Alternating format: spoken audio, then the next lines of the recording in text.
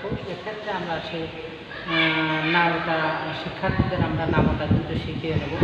শিখিয়ে নেওয়ার পর একের থেকে আর ঘরে নামটা লিখে নাও, তো নামটা জানবে। আর এই অঙ্কটার ক্ষেত্রে 7-এর ঘরের নামটা জানবে। প্রথমে আমরা এই 29টাকে টার্গেট করব। টার্গেট করে 7-এর ঘরের নামটা যদি পড়ে তাহলে 3 7 21, 4 7 28, 5 7 35। এখানে দেখেন যে 3 7 21, 21 কিন্তু 29-এর চেয়ে ছোটো, 4 7 28, 28ও 29-এর ছোটো, আর 5 7 35, 35 29-এর চেয়ে কি বড়। কিন্তু হচ্ছে বড় ছোটোটাই কিন্তু আমরা তার চেয়ে বেশি ছোটো কিন্তু আমরা নেব না, এটা আমরা 4 7 28 কিন্তু নেব। তাহলে আমরা যদি 4 বার নেই তাহলে 4 7 28 বাদ দিলাম, বাদ দেওয়ার পরে এরপরে আমরা 7 থেকে আনবো, 7 থেকে আনার পর ওই একই আমরা হলো 7 × 14, 7 বেশি হয়ে যায়, তাহলে আমরা 2 বার নেব, 7 × 14, 14 নেওয়ার পর এখানে আমরা বাদ দিলে কত আসছে 3, 3 নেওয়ার পর আমরা এখানে কিন্তু 5 কেটে আনবো। 5 কেটে আনার পর কত হলো 35। তাহলে আমরা কিন্তু 5 7 35 পাচ্ছি। 35 পাওয়ার পর এখানে কিন্তু 0 চলে আসছে। সেক্ষেত্রে 7 আছে, 7ও কিন্তু আমরা কেটে নেব। কেটে নেওয়ার পর 7 নিয়ে আসবো, তাহলে 7 1 7। এভাবে আমরা কিন্তু অঙ্কটি শেষ করব।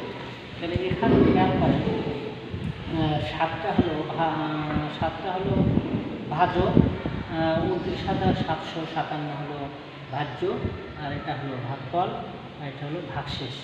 তো এটা হলো ডিভিজন,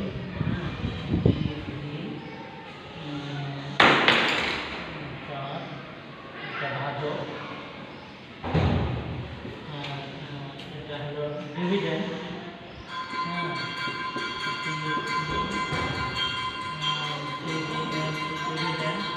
এটা হলো ভাজ্য, আর হচ্ছে কোশিয়ান্ট। কোশিয়ান্ট হলো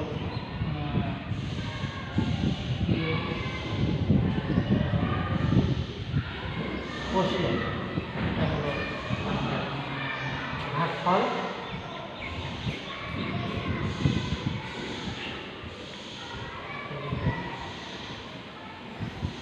আর এটা হচ্ছে রিমাইন্ডার। এভাবে কিন্তু আমরা ভাগটা করতে পারি। আমরা অবশিষ্টের ভাগটা কীভাবে শেখাবো, যেটা হচ্ছে ভাগশেষ থাকে সেটা হলো অবশিষ্টের ভাগ। তো এটা প্রথমে আমরা 4 বার, 4 5 20, বাদ দিলে কিন্তু 2 থাকে। তাহলে 22 থেকে 20 বাদ দিলে কিন্তু 2 থাকে। এরপরে আমরা 4 কেটে আনবো, তাহলে কত থাকে 4 5 20।